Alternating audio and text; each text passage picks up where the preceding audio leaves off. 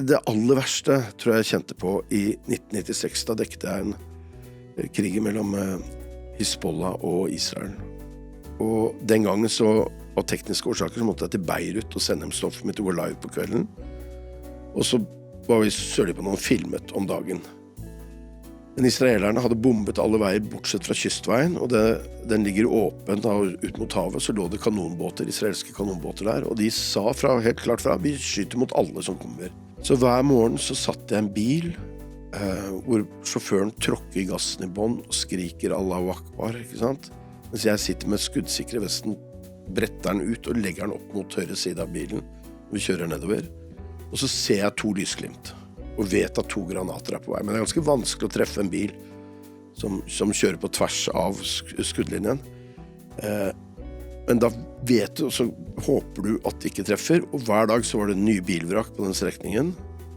Hvor de hadde truffet? Hvor de hadde truffet. Og siste dagen da kjente jeg trykket fra den ene granaten, og kjente jeg bilen nærmest lettet fra bakken, og da sa jeg fra nå er jeg nok. Jeg orker ikke en dag til med dette her. Så, ja.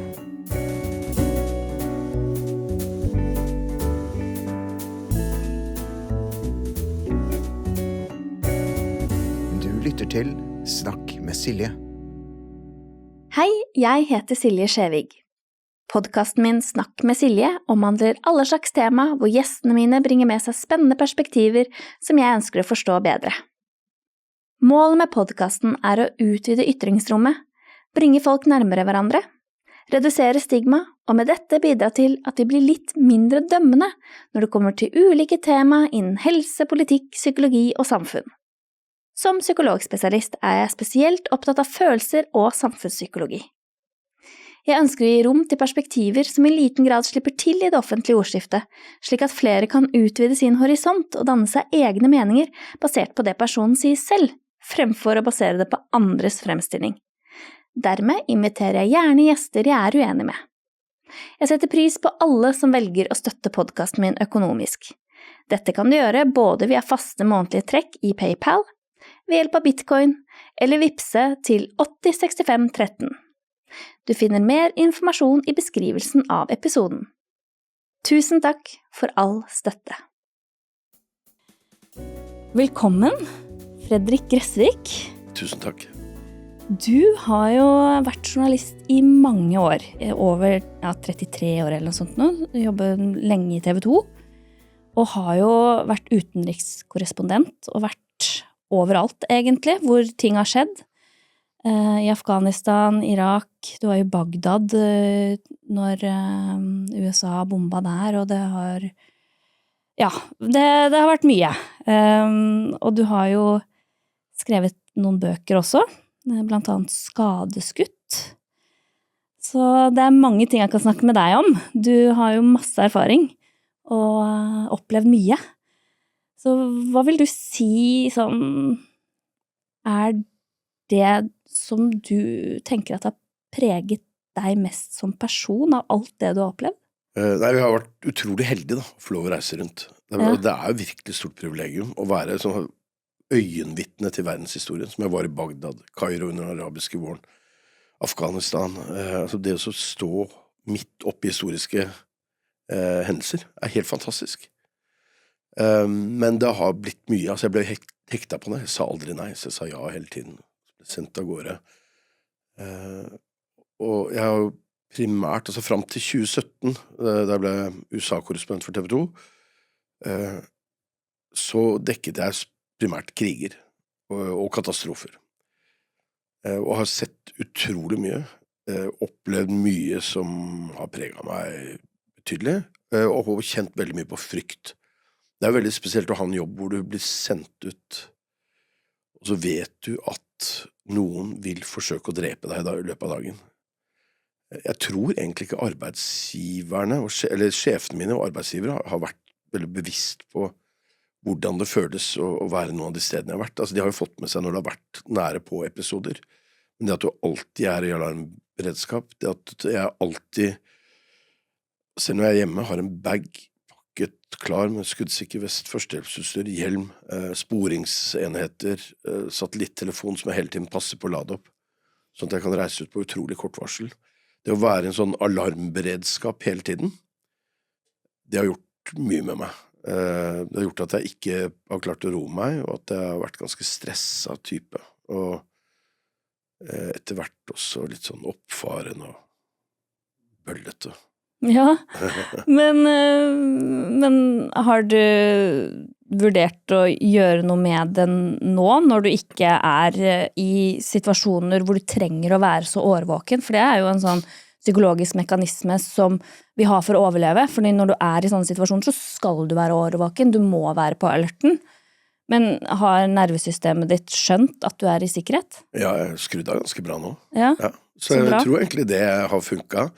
Jeg gjorde en del grep når jeg kom jo hjem, og så skal jeg liksom være hjemme og jobbe på desken. Men det, altså, jeg tror alle skjønte at det der kom aldri til å gå. Du hadde ikke roen på deg til det, liksom? Nei, det ikke meg. Jeg måtte være ute, ellers så måtte jeg finne på noe annet. Så kom jo sluttpakketilbud, så da tok jeg det. Da vi var jo 100 stykker som sluttet omtrent samtidig i TV 2, så jeg tok det, og da klarte jeg å roe meg. Da ble jeg med på 16 ukers helvete på TV Norge, og det passet så utrolig bra da. For jeg begynner for første gang, siden jeg var tenåring, så begynner jeg for første gang å trene, og det gjør jeg, selv om jeg har god mage og sånn nå, så trente jeg trener fortsatt mye, nesten hver dag. Jeg løfter mye og sånn, og jeg har, altså, det gjorde et eller annet med meg det også, jeg fikk en mer større ro av det. Jeg vet ikke altså sovemønstret mitt har jo endret seg ekstremt, jeg vet ikke hva det var som påvirket det mest, men når jeg sluttet og begynte å trene, så gikk søvnen opp fra 4 timer, så var normalen min, til 8 timer per natt. Oi. Nå kan jeg sove 10-12 hvis jeg vil. Kan bare snu meg rundt og sove litt til. Så deilig. Og det deilig. Ja. Ja. Så jeg tar igjen all den tappte søvnen, og så jeg roligere, og jeg har ikke lenger det der store suget etter å være ute når noe skjer. Altså, jeg klarer å slappe av og tenke at andre kan dekke det, ikke sant? Det må ikke være meg.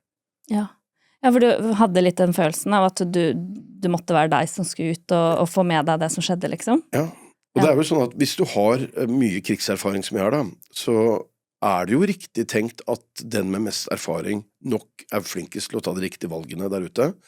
For det handler jo ikke bare om å reise til en krig, det handler om de valgene du gjør på bakken, hvordan du møter mennesker. Jeg har møtt mennesker som har kommet med våpen mot meg, som jeg har tenkt, wow, nå blir jeg henrettet. Men så sitter vi plutselig og drikker te, fordi jeg møter de på en annen måte enn, altså hadde jeg møtt de med en fiendtlig innstilling, så kunne ting skjedd fort. Du må bare være venn, og være veldig åpen. Men det jo, altså du kjenner veldig på det der frykten underveis i dette her. Det har vært utrolig slitsomt. Men jeg tenker at du erfaren, så du flinkere til å ta de riktige valgene som gjør at du kommer levende hjem. Ja, shit. Kommer levende hjem, ja. Ja, det jo helt utrolig at man skal måtte ta stilling til det, og tenke det at måten man kommuniserer på har faktisk noe å si for liv og død, da. Nei, men det jo sånn det jo med militæret også, ikke sant? Jeg hadde bakgrunn fra rett før jeg begynte i TV 2, så jobbet jeg 1 år som presse- og informasjonsoffiser for de norske styrkene i Sør-Libanon. Det var jo inne i en krigszone, inne i den israelske okkuperte zonen i Sør-Libanon. Og jeg lærte meg litt om det med å være en krigszone, og jeg lærte meg også det å kjenne på frykt når det var nødvendig. Og så lærte jeg en ting som liksom har vært drivkraften min hele veien. Det den utrolig deilige følelsen det å klare å mestre de oppgavene du får under helt ekstreme forhold. Altså det det jeg tror folk kaller adrenalinkick, men det gir kroppen belønner deg ordentlig da, på dette her, sånn at ja, jeg bare tenker at det og så har jeg frikker ikke ut hvis ting blir farlig, og det blir skyting rundt meg, og jeg får tunnelsyn, sånn som man må få for å klare å liksom fokusere på det du må fokusere på, men jeg klarer å utføre de tingene jeg skal også når faren veldig stor, og jeg klarer også å komme meg i dekning og for eksempel drive førstehjelp når det behov for det. Så jeg på Serena Hotel i Kabul i 2008, da hotellet vårt ble angrepet, og gjerningsmenn fløy rundt inn på hotellet og skjøt ned folk. Shit. Ja. Men hva det du opplever som har vært, altså hva slags situasjon det du har vært mest redd sånn for ditt eget liv? Altså du har jo sikkert vært vitne til grusomme ting som har skjedd ved veldig mange andre, men hva det du selv har opplevd som har vært mest sånn skremmende? Det er mange ting. Det har jo vært en sånn, jeg har vært vitne til mye. Jeg vet jo hvordan spedbarn som overkjørt av stridsvogn ser ut, ikke sant? Jeg har vært på likhuset i Gaza og i Bagdad, og jeg har sett hva krig gjør med folk. Jeg har dekket krigen i Rwanda i 1994. Men jeg har vært mest, altså jeg har jo ikke vært redd. Jeg synes det er ubehagelig når jeg ser at folk blir lynsja. Ja, fy fader. For du har lyst til å gå inn og stoppe det, men du kan ikke gjøre det, ikke sant?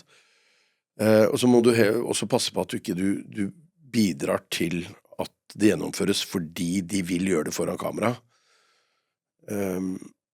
Så altså de gangene jeg har vært mest redd, det er jo altså, Serena Hotel i Kabul, så det er en støkk, ikke sant? Det går en støkk i deg når det er bomber som går av, granater som blir kastet og masse skyting. Men så går vi ned for å se hva som har skjedd, og så finner vi, første vi fant var en norsk diplomat som har skutt gjennom lungen. Og så begynner vi med førstehjelp, og da på en måte det tunnelsynet der, sånn at du bare fokuserer på det, og så fokuserer på å få tak i en ambulanse. Men underveis så treffer du døde og døende mennesker, og etter hvert så kom jeg over til Karsten Thomassen fra Dagbladet, kollega av meg, som jeg kjente godt, vi har reist mye sammen.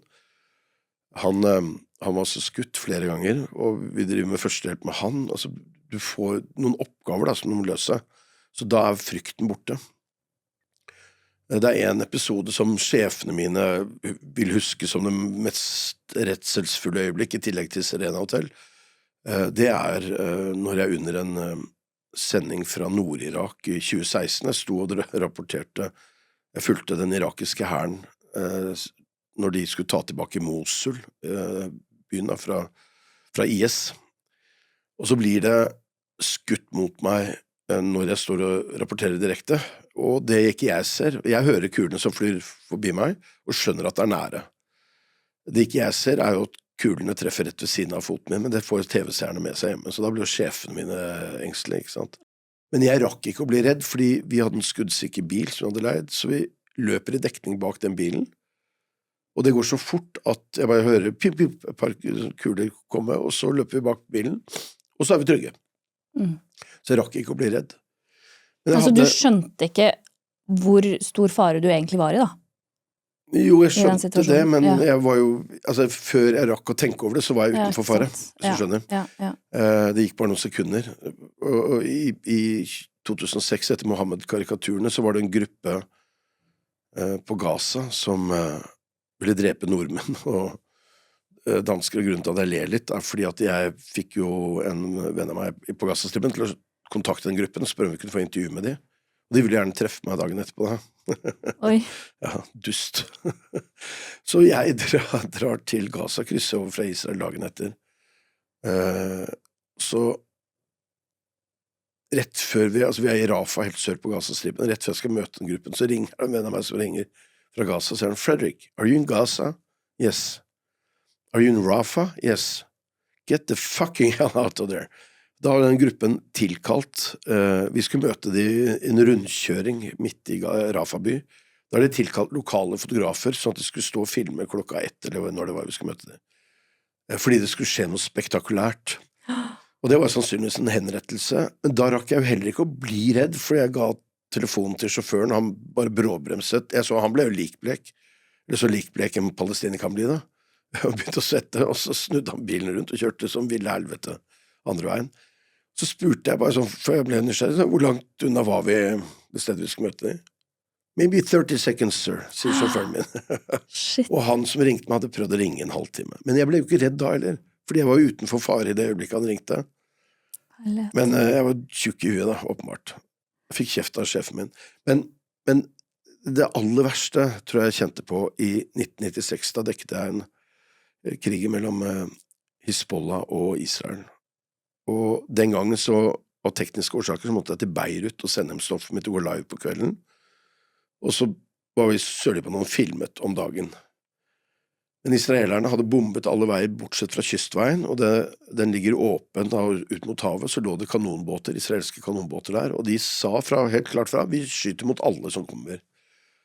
Så hver morgen så satt jeg i en bil, hvor sjåføren tråkker gassen i bånd og skriker Allahu Akbar, ikke sant? Mens jeg sitter med skuddsikre vesten, bretter den ut og legger den opp mot høyre side av bilen, når vi kjører nedover, og så ser jeg 2 lysglimt. Og vet at 2 granater på vei. Men det er ganske vanskelig å treffe en bil som kjører på tvers av skuddlinjen. Men da vet du, og så håper du at det ikke treffer, og hver dag så var det en ny bilvrak på den strekningen. Hvor de hadde truffet? Hvor de hadde truffet. Og siste dagen da kjente jeg trykket fra den ene granaten, og kjente jeg bilen nærmest lettet fra bakken, og da sa jeg fra nå er nok, jeg orker ikke en dag til med dette her.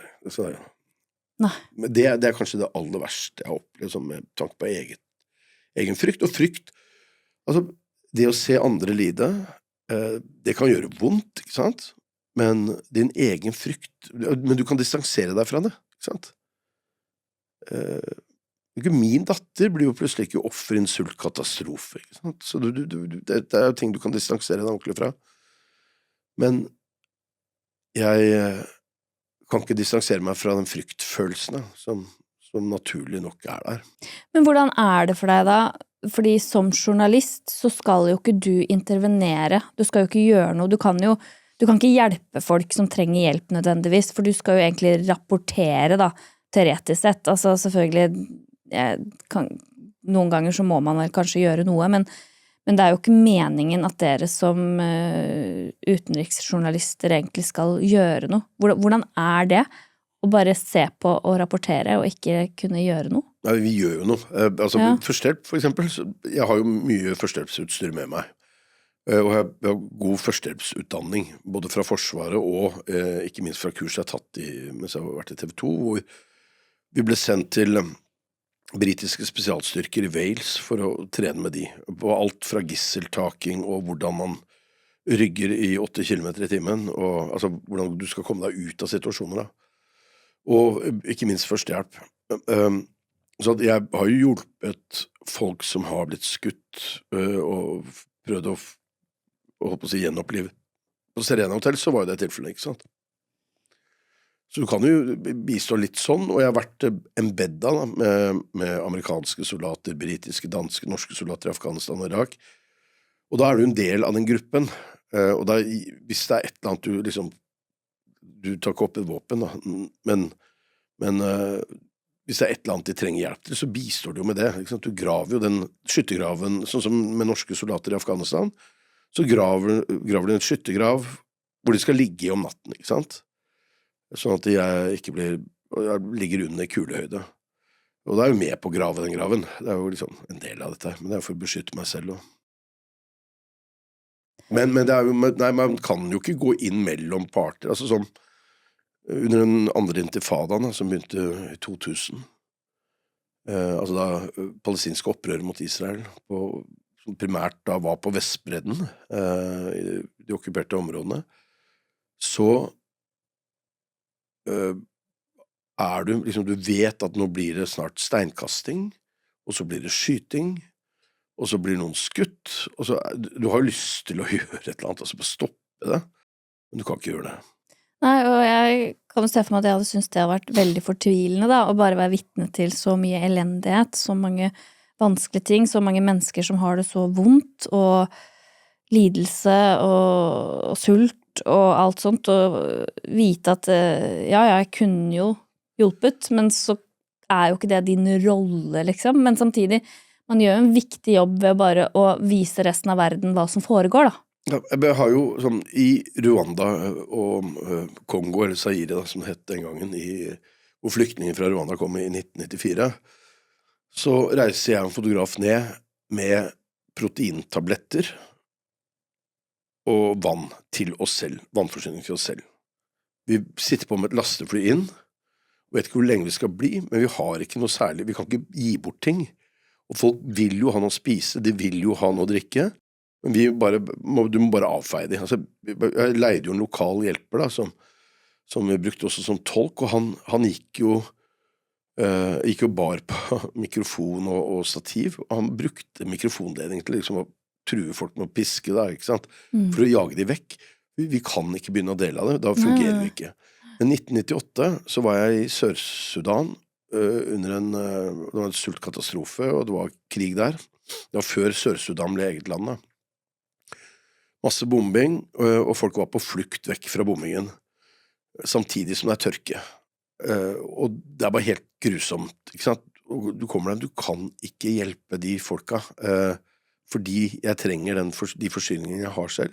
Og jeg kan kjøpe mat også der nede, ikke sant? Får tak i noe egg og noe greier.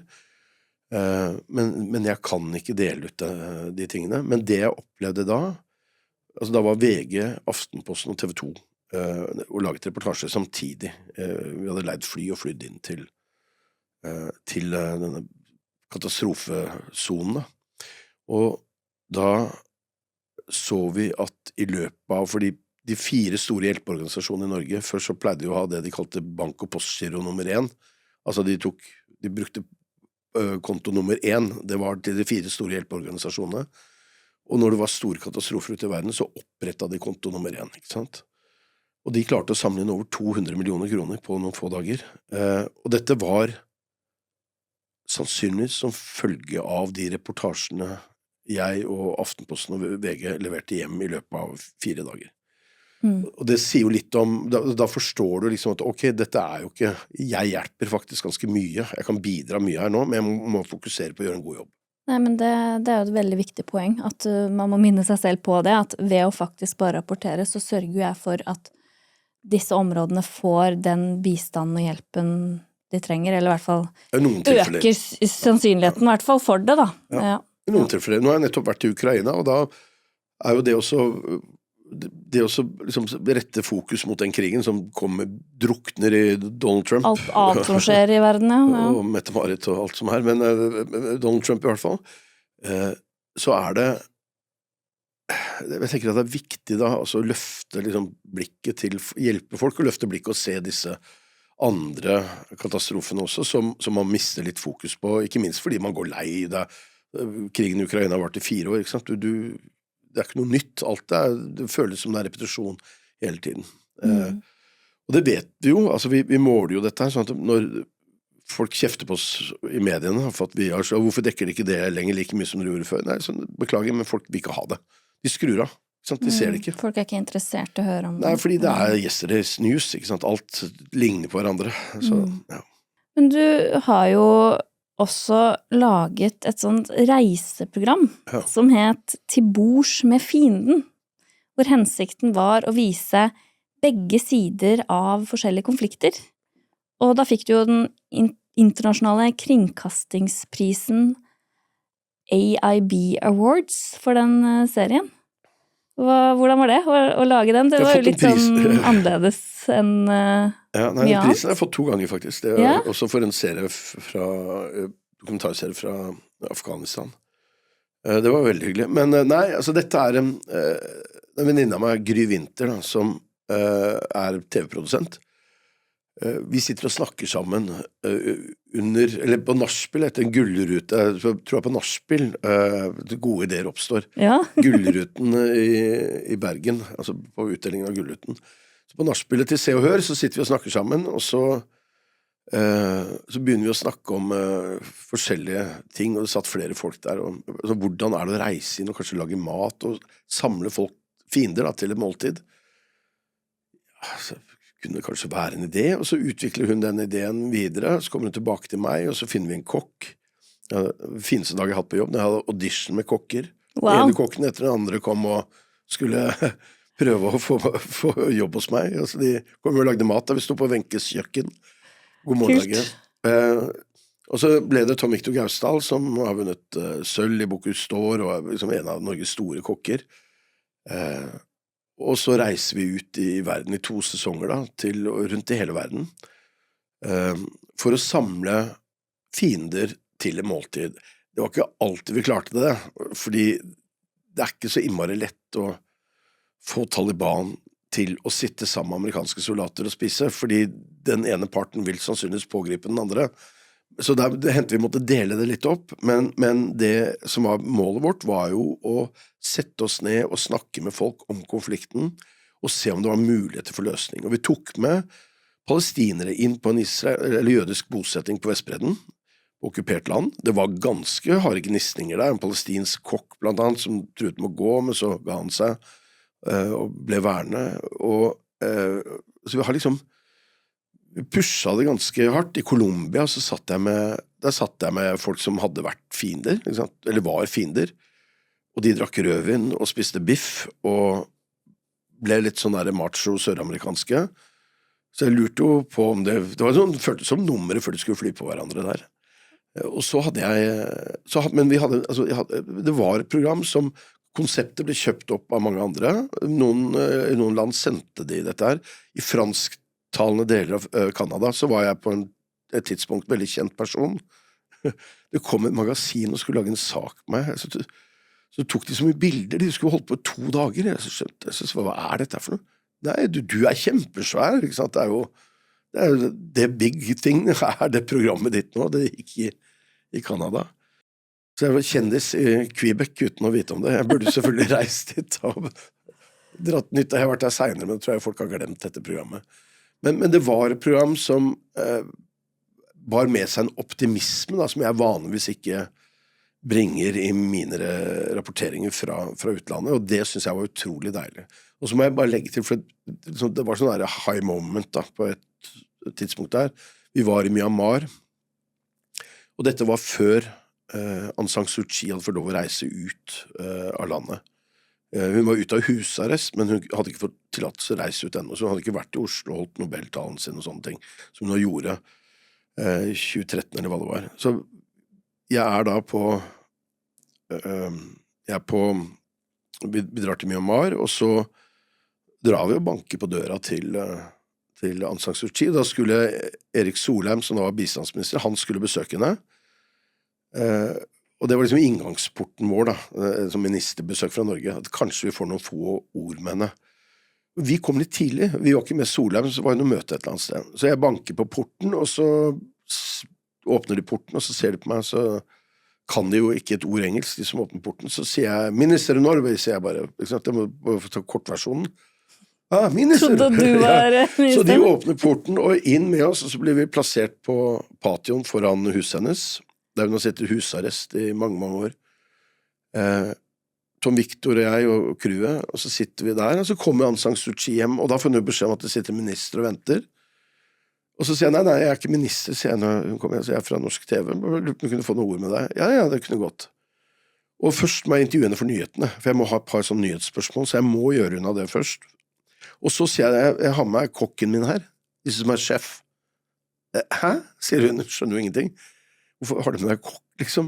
Nei, så forklarer jeg programkonseptet, og så sier hun, jeg vil ha mye heller snakke med en kokk enn med en journalist, jeg er så lei journalister, sa hun. Og så begynte hun å snakke om alle de måltidene hun har spist alene i husarrest, mens hun har savnet sønnene og mannen sin. Så det ble sånn utrolig fint øyeblikk. Det er jo litt sånn veldig fint å liksom vise begge sider av forskjellige konflikter, da, og se det fra ulike perspektiver. Men hvordan synes du disse idealene står seg i dagens nyhetsformidling? Nei, altså det er jo et forsøk på å vise begge sider av en konflikt, men så er det jo noen perspektiver man må ha med seg. Altså, jeg har jo dekket av Israel og Palestina veldig mye. 3 av Gaza-krigene, det har vært 5 Gaza-kriger totalt da, mellom Hamas og Israel. 3 av de har jeg dekket fra Gaza-stripen. Og da får jeg mye kjeft. Alltid mye kjeft, fordi folk har veldig sterke meninger om den konflikten og om Donald Trump, så jeg har fått mye kjeft når det gjelder bedekningen med Donald Trump også. Men jeg kan ikke for at Donald Trump er som han er, altså, sånn er det bare. Men når jeg er på Gaza-stripen og dekker konflikten derfra, så er det jo det perspektivet jeg dekker det fra. Og så har jeg kolleger som er i Israel, altså, da er det jo TV 2 i dette tilfellet da, som må sørge for at det er en balansert eller objektiv dekning. Men hver enkelte reportasje kan godt være subjektiv. Altså, det jo ikke sånn at alt skal være objektivt og balansert hele tiden, fordi det snakk om følelser, ikke sant? Men jeg har jo dekket utallige bussbomber i Israel, sånn men det hjelper jo ikke når et halvt år etterpå dekker krigen i Gaza, folk føler at ja, du dekker bare den ene siden, og sant? Dette ikke balansert. Men så det også viktig å ha med seg i den andre Gaza-krigen, tror jeg det var, eller tredje, 2012 eller 2014, så var det 551 palestinske barn som ble drept. Grusomt. Og så var det ett israelsk barn som ble drept. Og så eller blir jeg skjelt ut da, fordi jeg dekker dette skjevt, så sier jeg, men konflikten ikke balansert. Altså, jeg kan ikke balansere ut den konflikten, det vil jo være det ikke jobben min, ikke sant?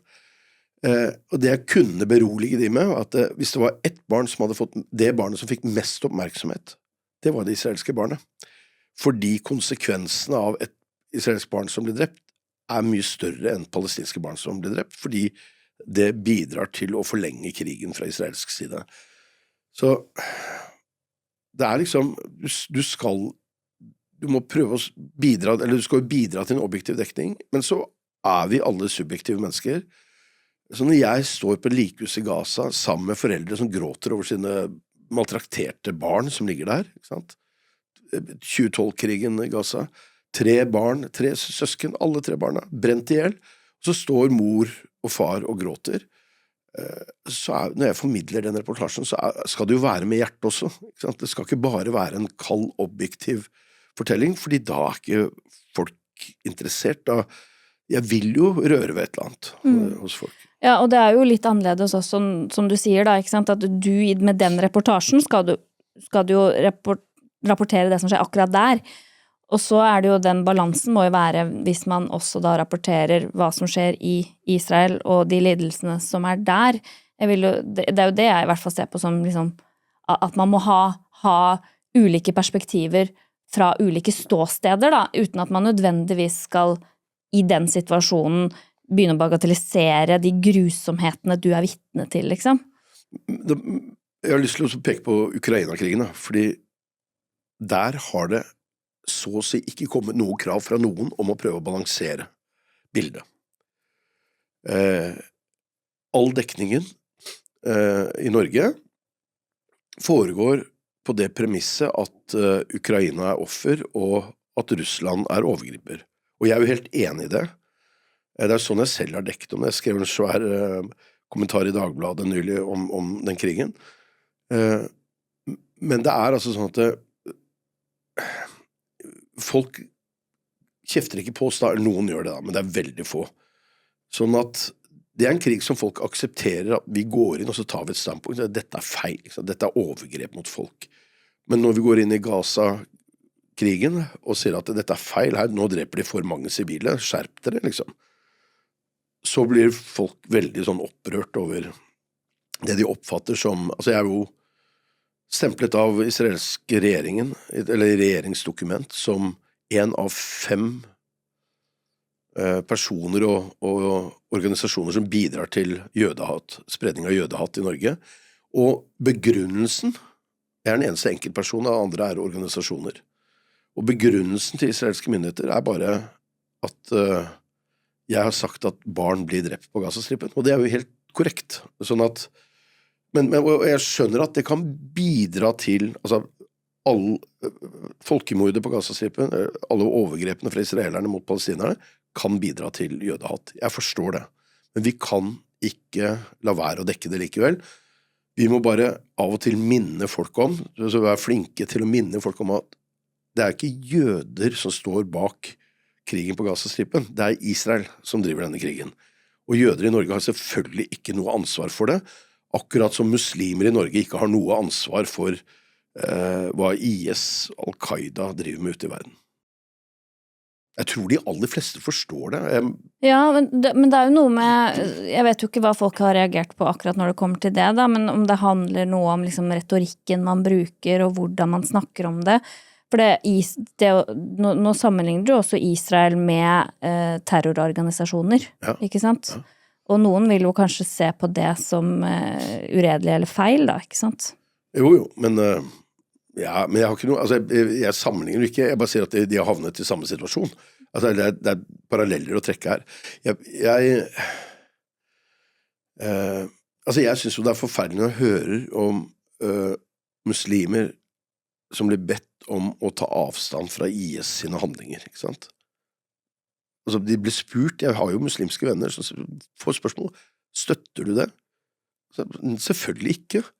Det samme gjelder norske jøder, de skal selvfølgelig ikke de skal ikke få spørsmål engang. Støtter du Israels bombing av Gazastripen? Hvorfor i all verden skal de? Men det vet jeg jo at de har fått, og jeg skjønner at det er veldig ubehagelig. Ja, og jeg har jo hørt jøder også i Norge som har blitt behandlet veldig dårlig, på grunn av det Israel gjør, da. Ja.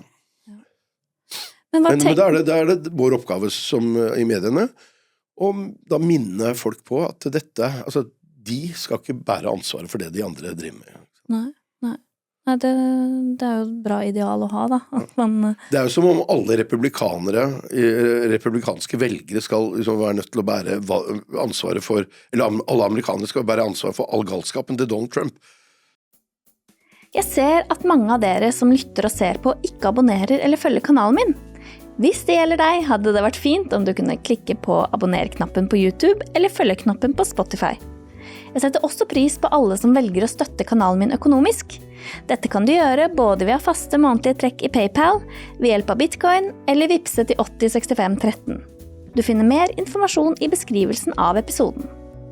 Når dere vipser, kan du gjerne legge igjen en kort beskjed. Jeg ser navnet deres, men ikke telefonnummeret. Tusen takk for alle de hyggelige tilbakemeldingene jeg får, og all kritikk som er konstruktiv. Tusen takk for all støtte.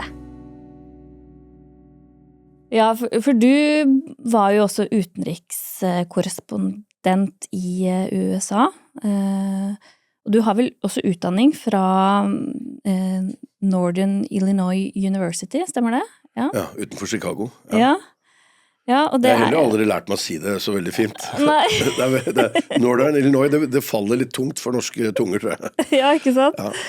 Ja, og de siste 10 årene så har jo jeg personlig i alle fall ikke sett en positiv overskrift om Donald Trump i norske aviser. Nei. Man leser nesten daglig om at han for eksempel er både psykopat og narsissist og fascist, og uten at jeg som psykolog har fått med meg at han er diagnostisert som noen av delene. Men hva tenker du om det? Altså, kan du si noe positivt om Donald Trump? Ja, altså jeg kan ikke diagnostisere ham i det hele tatt, men allerede første året han var president i 2017, så kom det en bok skrevet av 21 psykologer i USA som diagnostiserte ham. Og grunnen til at de valgte å gjøre det, sånn yrkesetisk, og det vet jo du, så er jo dette helt på trynet, ikke sant? Men grunnen til at de valgte å gjøre det var for at de fikk jo ikke anledning til å stille diagnosen ved å ha samtale med ham. Ja, må jo ha samtykke til det. Så, men de samlet seg bare for å gi en advarsel, og det synes jeg er greit, ikke sant? Så får man jo løftet debatten i det minste. Jeg har vært 5 ganger inn på det ovale kontor hos Donald Trump, når han var president i første runde. Nå skal jeg si noe positivt da. 4 ganger med Jens Stoltenberg, og 1 gang med Erna Solberg, og han elsket Jens Stoltenberg, og trodde at Jens Stoltenberg var hans største fan i hele verden, samt på alle folkemøtene jeg har vært på. Jeg har vært på noen og 20 folkemøter med Trump. Så alt, you know who my biggest fan in the world is? Secretary General NATO Jens Stoltenberg. Og så jublet folk da, som ikke hadde peiling på hvem Jens Stoltenberg var. Men han ble så glad når Jens kom på besøk, og så ble han jævlig glad når Erna kom på besøk i 2018 også, fordi da de sitter i de der stolene foran peisen i det ovale kontor, og så er vi noen få journalister som er det. Det er masse kameraer, men kanskje 4-5 journalister. Og så skal vi slenge ut spørsmål og sånn. Da første Erna sier til ham visste du at, eller hun sa det på engelsk da, visste du at USA har et handelsoverskudd med Norge? Og så ble han, det var akkurat det han ville høre. Og så er han verdens mest sånn hyggelig bestefar som sitter der og snakker, og så tenker jeg, hvorfor faen kan du ikke være sånn ellers så da? Kan du ikke være sånn på TV? Kan du ikke vise folk at du er en god fyr? Du har de sidene også, men hent de fram, men det er ikke den han vil være. offentlig. Han velger å være den bøllete typen, og da det jo det vi må beskrive. Og så det jo, altså, jeg vet ikke hva som feiler den, eller ikke feiler den. Det jo interessant da, tenker jeg at, men de drev jo og sa at han var liksom, langt på vei senil helt til begynnelsen av hans første periode. Så det rart at han fortsatt klarer å stå oppreist og snakke sammenhengende hvis det skulle være riktig. Så jeg tror egentlig ikke på alt det der. Men han oppfører seg dårlig, og han sier og gjør ting som totalt uhørt. Sånn som han holder på med disse tollsatsene, så opp og ned hele tiden, ikke sant?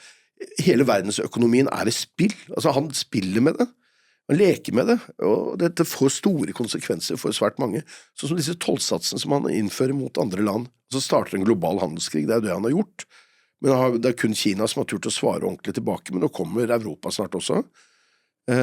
Men han ljuger jo til det amerikanske folk og sier at nå skal de betale oss. Nei, det ikke de som betaler. Alle varene blir dyrere I USA.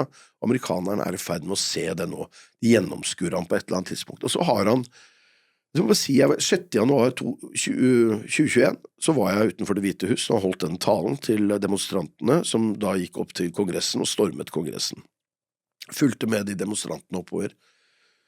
Han oppildnet virkelig den mobben der, ikke sant? Nå skal vi ta tilbake, vi må stoppe de, vi kan ikke akseptere at makten overføres til Joe Biden, ikke sant?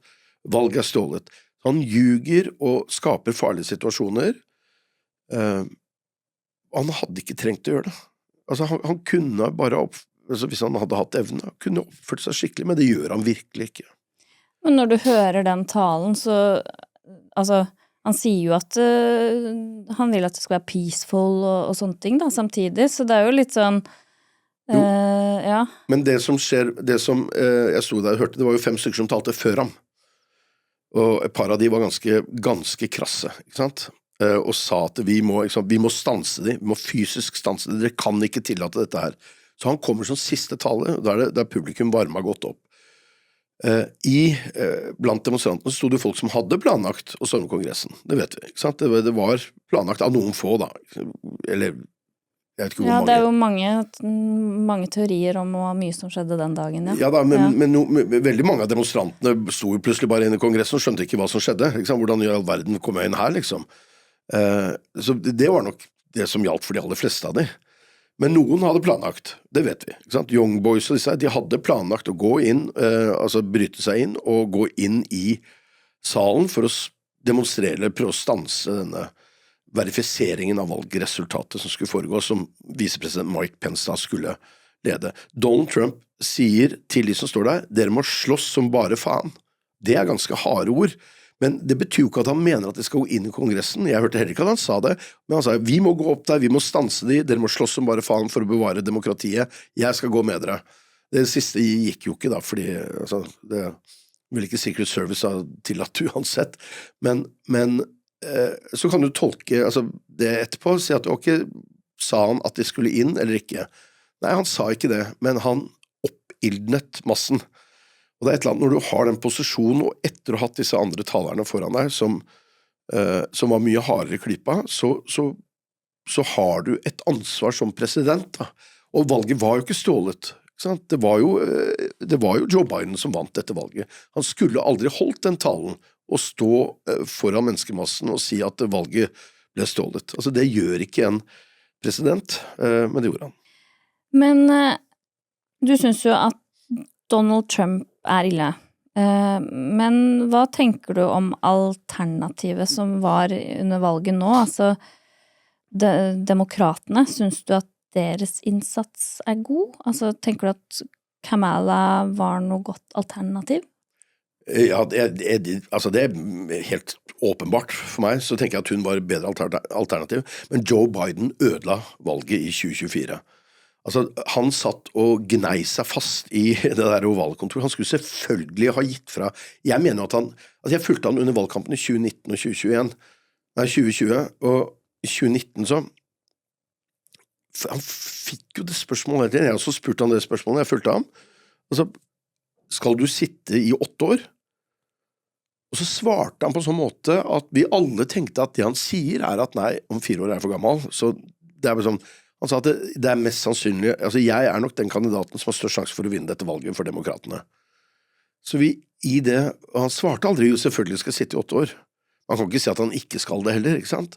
Så vi tenkte, ok, han har tenkt å overlate dette her til Kamala Harris på et eller annet tidspunkt. Og jeg tenker at Men synes du hun er en god kandidat, altså? Ja, hun synes jeg er en god kandidat, men husk på at Biden trakk seg først til sommeren. Normalt så har en presidentkandidat litt over et år på seg å drive valgkamp. Kamala Harris fikk 4 måneder. Det var helt umulig for henne å gjøre det. Men Donald Trump vant jo tross alt bare innenfor feilmarginen på målingene, med 1,5% eller noe sånt. Så Kamala Harris gjorde det for så vidt bra, men jeg tenker at amerikanerne, de fortjener så fordømt mye å få en kvinnelig president en dag. Det er på høy tid. Ja, men det kunne vært noe andre enn Kamala, kanskje. Jo, men jeg har demokratisk sinnlag. Altså, jeg ville stemt demokratisk hvis jeg var amerikaner.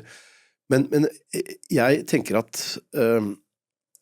altså, hvis Joe Biden hadde gått av det kunne han gjort, ikke sant? Gått av, så kunne Kamala Harris fått et år av hans presidentperiode og vist seg rollen verdig, for hun hadde sikkert taklet dette ganske bra, og så hun også, altså med hennes bakgrunn, så har hun vist seg ganske hard i klypa med kriminelle, med ulovlige innvandrere og sånne ting, når hun jobbet som statsadvokat eller statsadvokat i California. Så hun er en person som kanskje kunne gitt veldig mange velgere akkurat det de ville ha. Og så hadde vi sluppet å se det nedrige siste året til Joe Biden, hvor mannen åpenbart ikke var skikket til å inneha den rollen i det hele tatt. Han kunne gått ut med hevet hode etter 3 år, overlatt dette her til Kamala Harris, og hvis ikke hun hadde klart å vinne da, så hadde hun gjort en jævla dårlig jobb.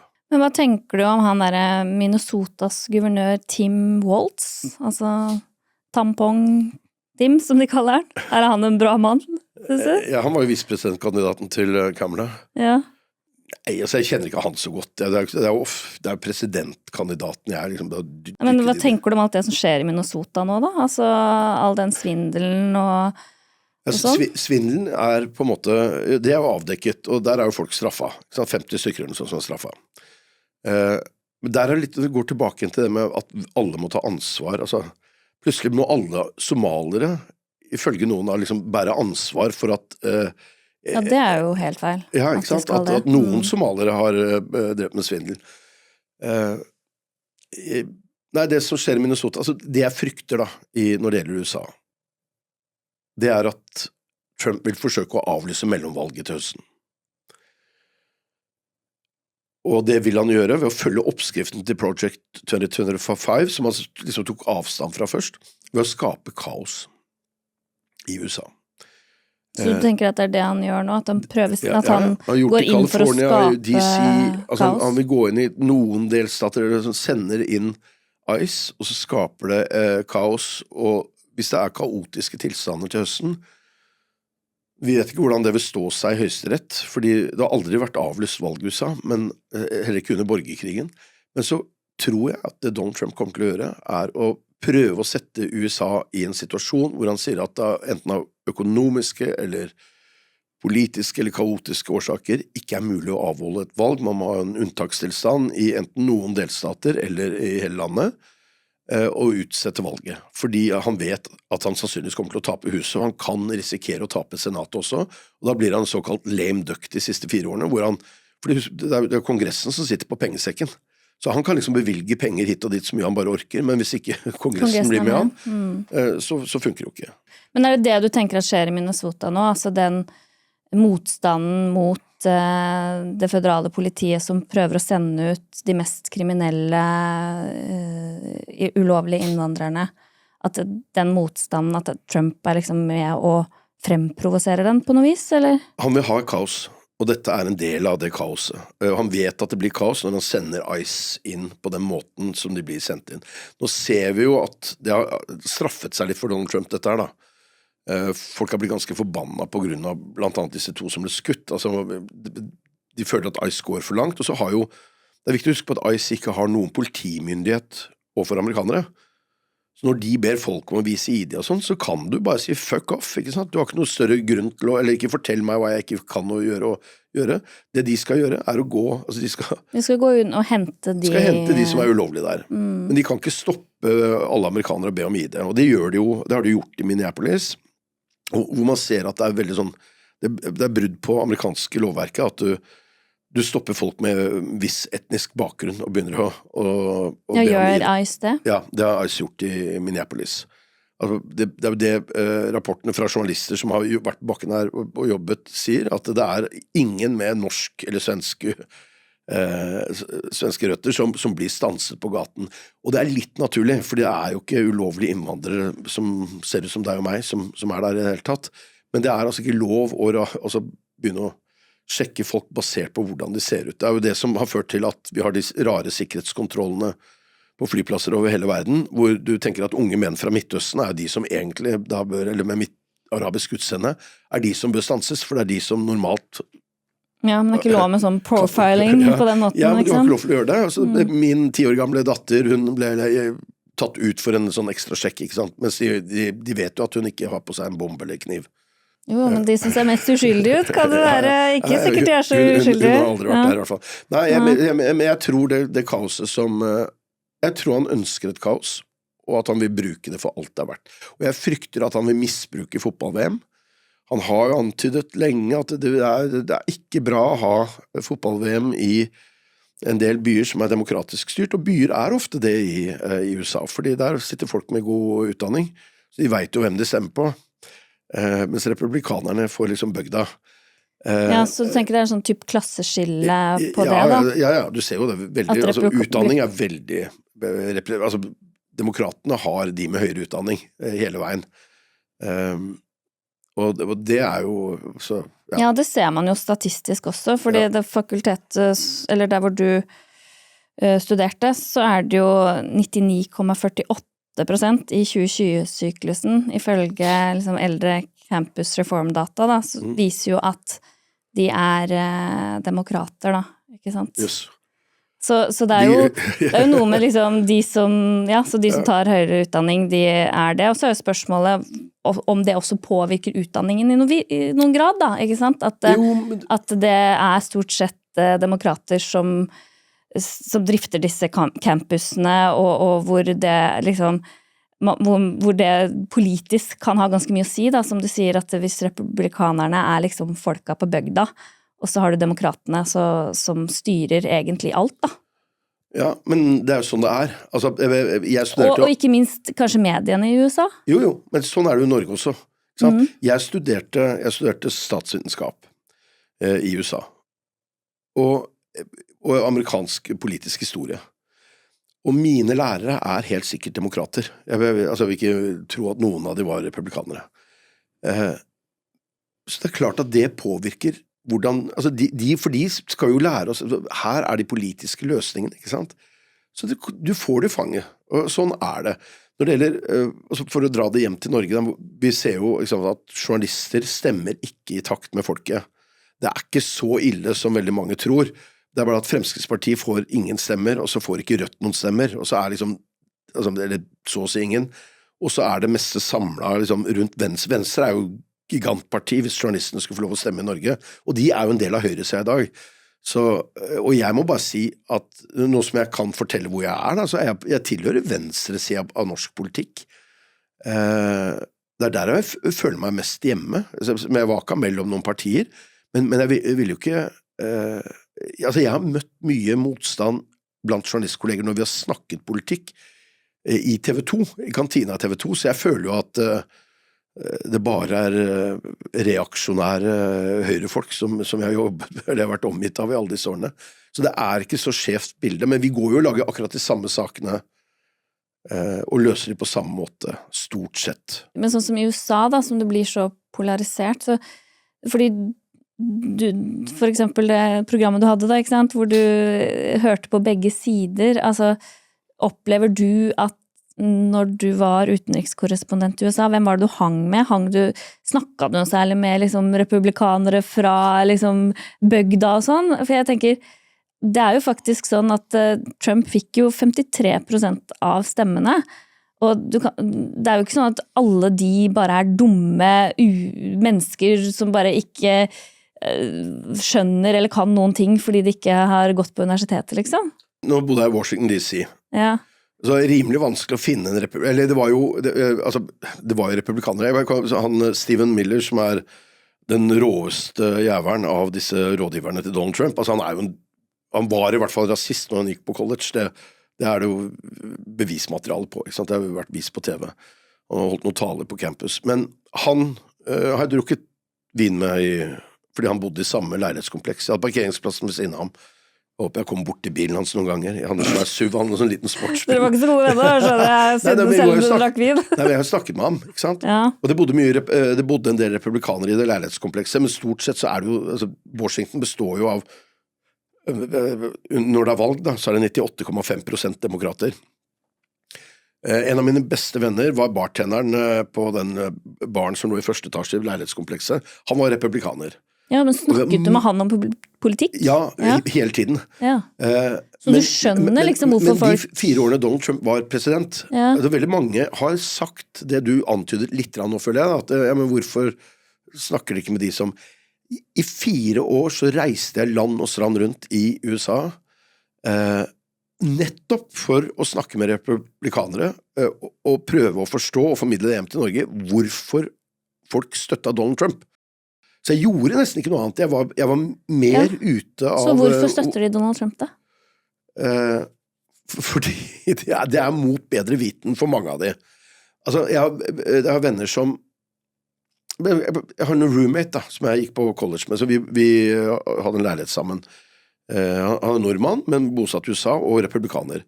Vi hadde en leilighet sammen, bodde sammen et par år, siste par årene jeg var der. Og han republikaner, og liker ikke Donald Trump.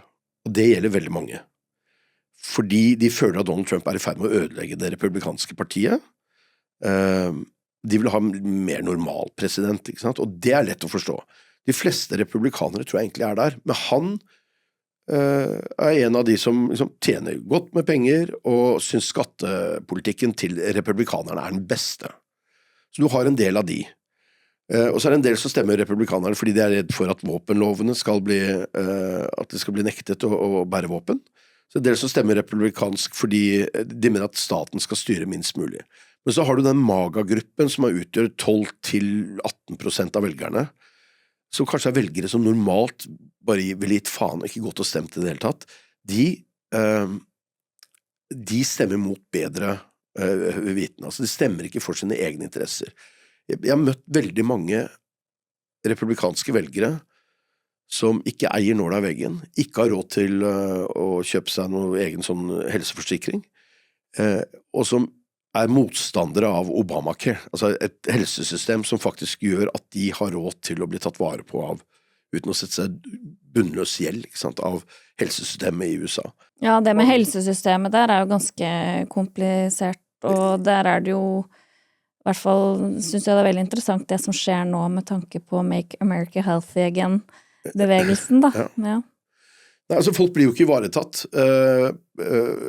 godt nok, ikke sant? Vi har jo, sånn sett så jo systemet vi har i Norge jo et sånt, det jo, og sånn de fleste vesteuropeiske land har det sånn det bør være, at man har et helsesystem som åpent for alle og gir hjelp til alle. Så det jo selvfølgelig masse man kan klage på underveis her, men det i hvert fall åpent for alle, og det ikke avhengig av inntekten din når du skal få hjelp eller ikke. Så, men dette en del velgere som også liker den der bøllete oppførselen hans, og måten han snakker til folk på. Han treffer jo noe, men det jeg skal si da, at veldig mange av den, vi så i 1987 så var det krakk i USA, og det kom jo til Norge etter hvert også, men krakk i USA, det førte til at veldig mange som i Norge mistet boligene sine. De ble sittende igjen med vanvittig gjeld, ikke sant? Plutselig har du en bolig som har vært $200,000, og så har du brukt $1 million på kjøpen. De hadde spart opp penger for at ungene skulle gå på college, og igjen det samme. Altså, vi skal være så glad for at vi har gratis høyere utdanning her. Ja, veldig.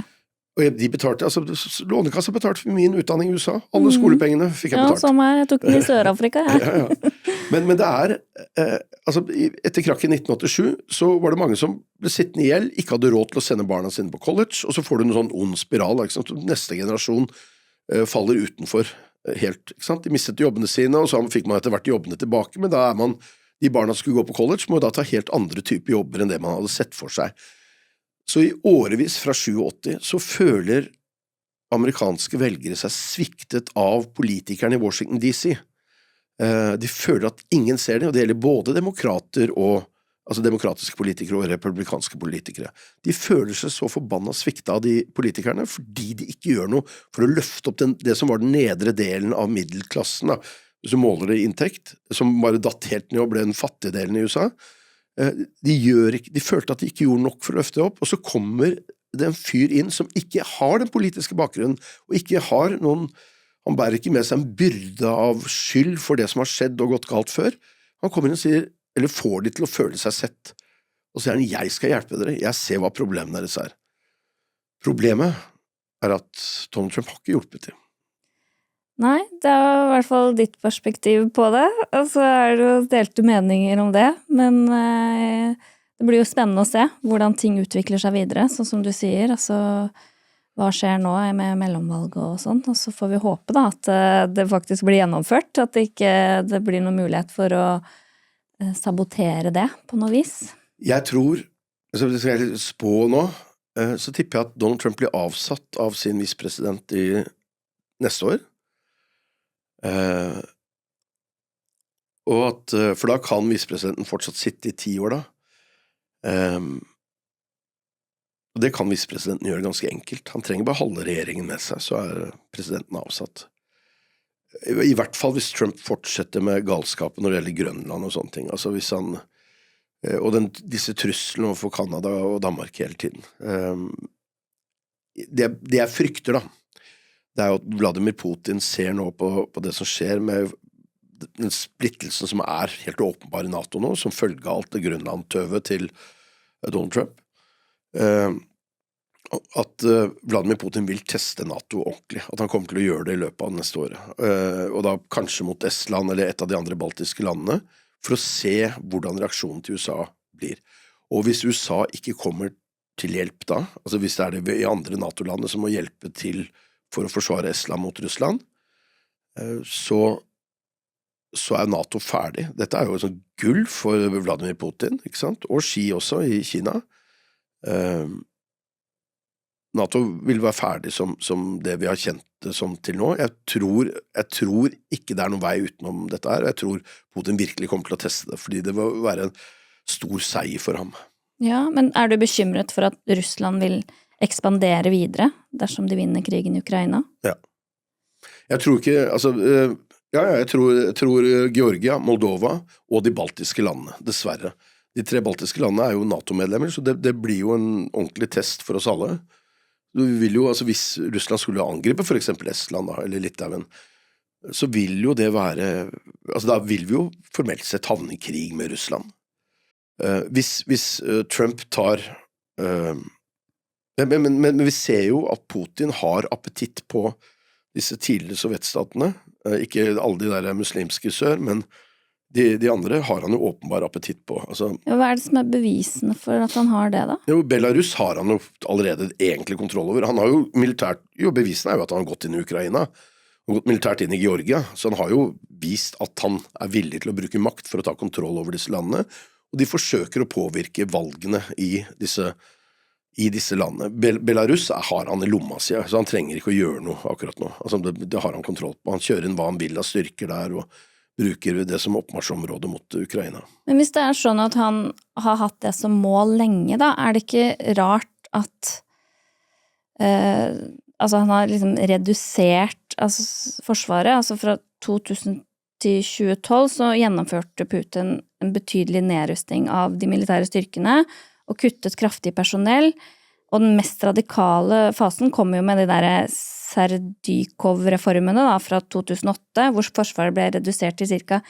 1 million frem til 2012, og offiserkorpset ble halvert, hæren gikk fra divisjoner til brigader, og luftvåpen og marinen fikk færre enheter og baser, Så Putin har jo rustet ned fra sovjetisk angrepsorienterte massehærer. Altså, det var jo designet for storskala global krig og mobilisering av millioner, men da til en mindre, mer mobil og profesjonell styrke, bedre egnet egentlig til forsvar av Russland, og rask respons i liksom mer sånn regionale konflikter. Så hvordan korrelerer dette med forestillingen om at Putin har ønsket om å bli en ny tsar med å utvide Russlands territorium? Altså dersom han ønsket å ta flere land, så måtte han vel ha rustet opp med flere millioner soldater. Men han har rustet opp. Han har jo rustet opp i de siste årene.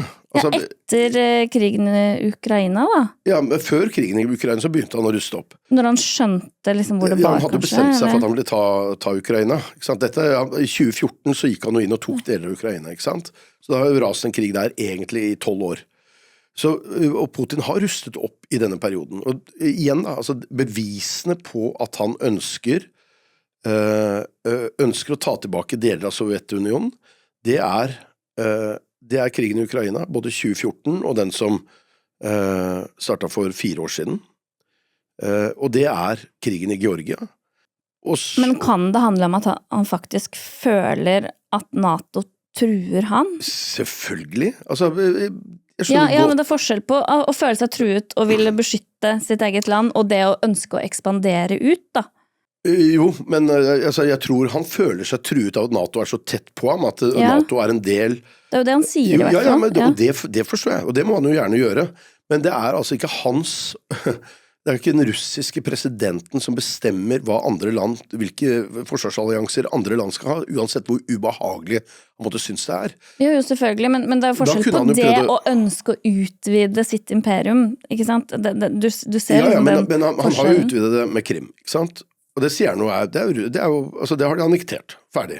Så han har jo utvidet det. Ja, men det kan jo være av sikkerhetsmessige årsaker og ikke av imperialistisk ønske. Ja, jeg skjønner det, men han vil ha kontroll over viktige havneanlegg og sånne ting. Og det samme tipper jeg gjelder i Østersjøen. Og jeg tror han synes det er veldig ubehagelig nå med Finland som NATO-medlem, og så har han de 3 baltiske landene, som jeg tror han kommer til å ta dem for å få bedre adgang til Østersjøen, eller prøve å ta det. Jeg tror ikke han klarer det, men jeg tror han vil prøve å ta det, og jeg tror at på et eller annet tidspunkt så blir Belarus innlemmet i Russland. Det er bare spørsmål om hvordan de skal gjøre det. Belarus de gjør akkurat som Putin vil hele tiden. Så jeg tenker at det er bevisene på at han ønsker å utvide, og jeg skjønner at jeg har forståelse for at han ønsker å utvide, og få tilgang til liksom, Østersjøen, bedre Svartehav og sånne ting. Det er lett å forstå det, og lett å forstå at det er ubehagelig med NATO som en fiende som ligger rett oppå deg, men det gir han ingen rett til å drive med dette her. Nei, en ting er hva han er rett til, en annen ting er hvordan det er lurt å forholde seg til det som skjer da. Ja. For jeg er jo mer engstelig for å drive og yppe med Russland, og skulle liksom, hva skal jeg si, ønske å fortsette denne krigen da, ikke sant? I stedet for å, sånn som man hadde mulighet til i starten, forhandle på det da. Men, nå kommer jeg rett fra Ukraina, omtrent, og jeg må si det at jeg snakker med folk der. For det første så føler de at de kjemper en forsvarskrig for oss alle. At dette er liksom, hvis Ukraina faller, så vil det andre scenariet jeg fortalte dem skje, altså at han vil prøve seg på noen andre stater.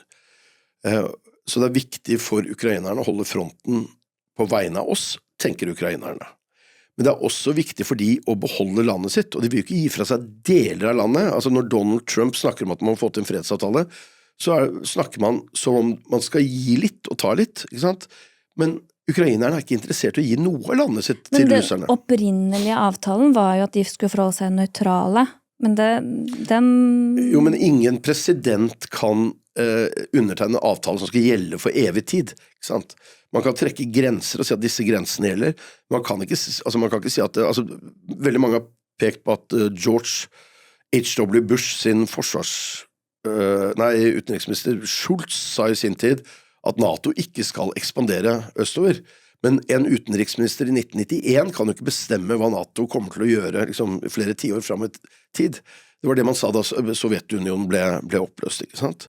For da lå jo den frykten der, ikke sant? Hva kommer NATO til å gjøre nå? Warszawa-pakten oppløst.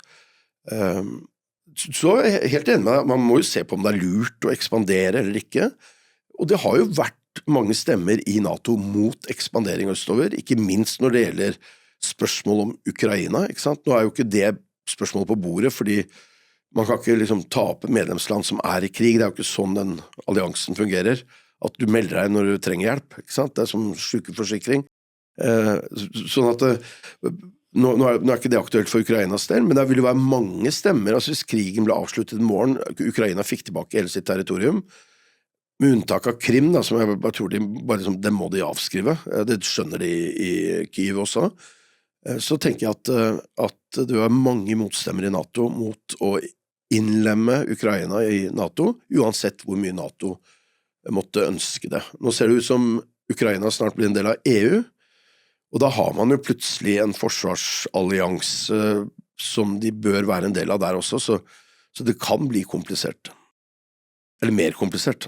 Ja, det ikke tvil om at det det, og jeg synes bare det grusomt hele greiene, og spesielt hvor mye liv som har gått tapt i Ukraina, og hvor mye lidelse dette her har bidratt til, da. Men krig av og til nødvendig for å sette på plass maktsyke personer og deres ønsker om hvordan verden skal se ut. Ja, men tilbake til Norge, og Epstein-filene, og egentlig kongehuset og Mette-Marit som står i, hva skal jeg si, i skuddlinjen med både sønnen sin som har ikke vært snill gutt, og hun selv har kanskje vært litt uskikkelig hun også, med tanke på korrespondansen med Epstein og sånn. Jeg vet ikke, hva tenker du om alt det som skjer nå? Altså, det vel ikke bare Mette-Marit som har hatt en del korrespondanse med denne Epstein. Jeg forteller deg en hemmelighet. Jeg har vært på de amerikanske jomfruøyene. Jeg har sett over på øya til Epstein. Nei, altså, jeg stakkars kronprinsen, må jeg si. Og kongen og dronning og sånn også, for så vidt. Og stakkars mange her, men barna til Mette-Marit og Håkon, altså den intimiteten og delvis seksualiserende ikke delvis, men det en slags seksualiserende ikke sant, tone i korrespondansen mellom Mette-Marit og Jeffrey Epstein, den jo pinlig lesning. Så hvis ikke det fører til skilsmisse, så skal kronprinsen ha for det. Altså det alene kanskje ikke nok, men det jo åpenbart pinlig for ham, ikke sant? Dette jo ikke bra. Nei, og så vet vi jo ikke om dette toppen av isfjellet, eller hva... Hvis det noe mer nå, så får hun bare komme det. Det bare legger det på bordet. Men jeg tenker at jeg tenker at hun ikke skikket til å være dronning, og at hun heller ikke bør bli det. Uansett hvordan man velger å løse dette. Sånn, rent prinsipielt så jo sterk motstander av monarki som styreform. Med tanke på noen som skal arve retten til å bli Norges overhode, det synes jeg helt bizarr. Og vi burde avskaffe det på en eller annen måte, og den fredeligste og beste måten å avskaffe monarki på, altså vi trenger ikke storming av Bastillen, eller storming av slott og halshugging og sånne ting. Det må kunne gå an å gjøre det på en annen måte, en fredelig måte, og det vil jo være at kongehuset selv tar initiativ og sier at vi synes at nå liksom dette for gammeldags. Vi må finne en annen styringsform, og vi ønsker hjelp av det norske folk til å avvikle dette her, så tror jeg du ville sett at alle politikerne på Stortinget med en gang ville sagt, ok, vi stiller oss bak dette, ikke sant? Og så vil man ha 2 stortingsperioder da, som man må ha for å endre grunnloven. For hvis de bare går av, så må man faktisk velge en ny konge. Det vil jo være det vil være enda merkeligere situasjon. Man må Stortinget velge en ny konge. Så jeg tenker at kongehuset bør ta grep, og ikke på grunn av dette, men jeg tenker at jo, det Mette-Marit-saken, saken med Marius og dette med Shaman Durek og Märtha, det viser at kongehuset ikke et godt nok sted å være. Altså, jeg tror veldig mange av de plaget av det fengselet som dette for de. Altså, de blir født inn i roller og skal oppføre seg sånn og være sånn, og så har man da kanskje en prinsesse som kanskje det mest forbigåtte mennesket i Norge, selv om hun har hatt mange fordeler, ikke sant? Hun kunne gjort som hun vil, og det er ikke økonomien det står på. En prinsesse som er forbigått fordi lillebroren hennes blir landets statsoverhode på et eller annet tidspunkt. Og det gjør kanskje noe med deg, rent psykisk, jeg vet, det kan jo du fortelle om. Men også tenker jeg Marius også, ikke for å unnskylde ham, men jeg tenker at der er det også noen som kanskje føler seg forbigått, at det er en ubehagelig tanke, og at man blir forbannet og oppfører seg sånn som man ikke burde gjøre. Og så tenker jeg at ingen har godt av å være i disse rollene, bli født inn i de, slipp dem fri for faen. For jeg tenker jo også at det er jo fort gjort også å bli utnyttet når du har en sånn posisjon. Og da tenker jeg av mennesker som selv ønsker å få noe tilbake, da.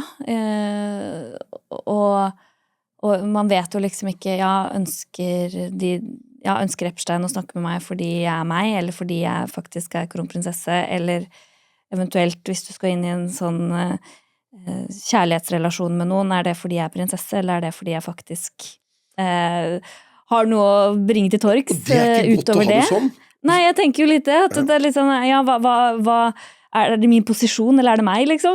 Sånn rent psykologisk så vil jeg tenke litt sånn, da, at en del kan sikkert kjenne litt på det, men det vil jo være hvis man er født inn i en rik familie generelt. Trenger ikke nødvendigvis eller hvis du jobber i TV. Ja, ikke sant? Tro meg. Jeg har jo... Har du draget på davene fordi du på grunn av posisjonen din? Ja, det har jeg hatt, ikke sant? Nå begynner jeg å bli gammel, men jeg har hatt det. Og jeg skjønner jo at det er det. Noen ganger kan det være kanskje fordi det er bare enklere å få i gang en samtale, fordi folk kan... Ja, så er det jo interessant, som har opplevd så mye du har gjort, så du skal jo ikke tenke at det bare er fordi du har vært uten... Men det har vært litt for enkelt noen ganger, så jeg tenker at det der er... Det er bra du er bevisst det, da, det er ikke alle som er det. Så jeg tenker, ok, du skjønner hvorfor, jeg har kompiser som sier det også. Når de står igjen alene og jeg går hjem, så sier de, du vet at det er fordi du jobber på TV. Ja, selvfølgelig sier jeg, men sånn er det nå bare. Så jeg tenker at man bør være bevisst på den, selvfølgelig på på akkurat det. Og jeg tror jo at det er folk som, altså hvis vi bruker tilfellet Marius da, så tror jeg vi alle har skjønt nå, når vi ser liksom det nettverket av venner han har hatt, at det er folk som har stått i kø for å være rundt ham og ha en annen posisjon. Eller komme nær en som er kul å henge med, rett og slett fordi han er prins, nesten da, han er uten å være det.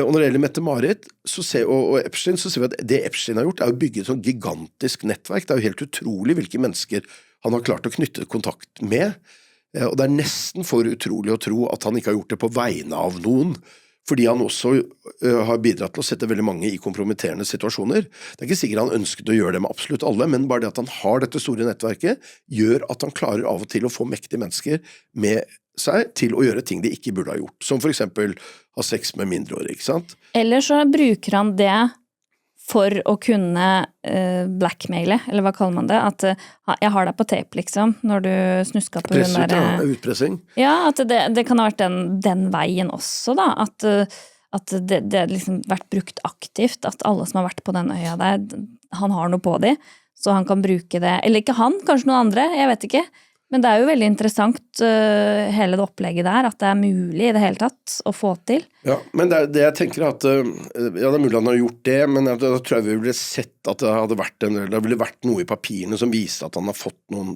penger tilbake. Han har jo bare gitt penger, ikke sant? Gitt penger til veldedig formål, og hjulpet folk, sånn at han har satt folk i veldig vanskelige posisjoner, sånn som Mona Juel og Terje Larsen også. Det at han klarte å presse ned en pris på en bolig i Oslo til under halvparten, eller rundt halvparten, det er jo, alt tyder jo på at noen har betalt noen penger under bordet her, ikke sant? Det er jo ikke noen som bare setter ned prisen fordi Jeffrey Epstein ringer. Ja, hvis ikke han har en noe på tape. Ja. Men jeg tenker at jeg har vært mye i USA, jeg vet ikke om jeg har møtt ham noen gang, men det kan jo være at det kan godt hende jeg hilser på ham. Oi, kanskje det finnes noe... Nei, det gjør det ikke. Jeg tåler alt. Neida, men jeg tenker at det er det Epstein har gjort da, det kan henge sammen med andre staters ønske om å ha stor påvirkningskraft overfor mektige mennesker. Og det hvis vi ser liksom stort på det, uten å lage konspirasjonsteorier, så det bare 2 stater som har hatt muligheten økonomisk til å gjøre dette her på den måten, hvis han en fyr som iscenesatt av en utenlandsk etterretningstjeneste. Fordi han var en mattelærer som ikke hadde gjort ferdig utdannelse, en løgn på CV-en, og så begynte han å jobbe på Wall Street, de som jobbet med han i starten, så han var ikke spesielt flink, men så plutselig begynte han å tjene jævlig mye penger, og spørsmålet jo da nærliggende, hvem hjalp han med alt dette her? Var det noe som trakk i trådene? Hvilke stater da, tror du? Ja, det Russland og Israel som har de kapasitetene, tror jeg, til å gjøre dette. Jeg tenker jo at noe av dette her vil jo sannsynligvis se dagens lys. Det jo fortsatt bare halvparten av dokumentene som frigitt, og veldig mye liksom strøket ut, så vi vet jo ikke hva som står i. Og hvorfor holdes de 3 millioner andre dokumentene tilbake? Det noe mer med Donald Trump der, eller det ikke? Hvis det ikke står noe om Donald Trump i de dokumentene, så skjønner jeg ikke hva Donald Trump har holdt på med. For han sa han skulle fri alle dokumentene, og så plutselig bestemte han seg for ikke å fri det likevel, og så vet vi at han allerede har nevnt flere tusen ganger, og de har jo åpenbart tatt kontakt, altså det vet vi jo, ikke sant? Så spørsmålet da, hvor tett den kontakten har vært. Jeg leste akkurat boka til hun Jeffrey, Virginia Jeffrey, hun som tok livet sitt i fjor, skrev selvbiografi, og som ja, og så spørsmålet, tok hun livet sitt, eller hva? Ja, det var det, men jeg tok Epstein livet sitt, døde han egentlig? Ja, godt spørsmål. Hvorfor virket ikke kameraene? Nei, det nok noen mektige krefter som fortsatt styrer, tenker jeg. Kanskje han, kanskje ingen hadde turt å ta livet av ham, fordi han kan ha hatt en sånn selvutløst bombe, og alle har visst at den dagen så blir det som Wikileaks, så bare dundrer alle dokumenter og bevis ut om alle sammen. Jeg vet ikke. Nei. Men Virginia Jeffrey, det hun skriver om jo at hun begynte å jobbe på Mar-a-Lago hos Donald Trump, og så ble hun liksom oppdaget av hun Maxwell der, altså headhunta til å jobbe litt lenger nede i gata hos Jeffrey Epstein. Så det jo sånn, det går noen bånd her da, som Ja, det interessant det som skjer nå, og det 2026, hallo, det har vært en heftig start. Det har vært 2 år. Jo, men bare på det året her, liksom, har det jo skjedd så insane mye. Det føles som jeg har holdt på i 2 år. Ja. Det bare dundrer på med, det nyhetsbildet helt fucka, det så mye som skjer. Og så det da vanskelig å holde fokus rett sted, og det gjelder jo Donald Trump hele veien, fordi han jo sånn svart hull, han suger jo all energien, ikke bare ut av rommet han i, men ut av verdensrommet, fordi det alt fokus går med på å følge med på Donald Trump, hva det han driver med, hvor sprøtt kan ting bli, det blir jo hele tiden vildere, og så mister vi jo fokus på de viktige tingene, vi mistet fokus på Ukraina-krigen, vi mistet fokus på Israel-Gaza, på Sudan, vi følger ikke med på det som viktig Iran. lenger, ja, fordi det så mye som skjer hele tiden, men vi må jo klare å gjøre begge deler. Vi kan ikke liksom slippe Donald Trump ut av radaren heller. Så han jo jævla interessant å følge da, det må jeg si. De første 4 årene hans var jo som journalist, det var verdens beste jobb. Våkne klokka 6:30 om morgenen, og bare første jeg åpnet var Twitter, ikke noe annet, for å sjekke Twitter-kontoen hans. Hva han twittret nå?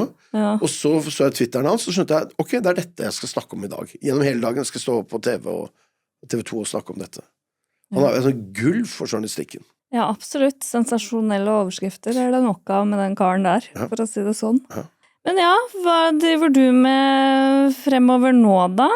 Du har i hvert fall en podcast sammen med Said som også har vært gjest her. Jeg vet ikke om denne episoden kommer ut før eller etter, men det får vi nå se. Og så da har du jo Fredrik og Said løser ingenting. Ja, det helt riktig.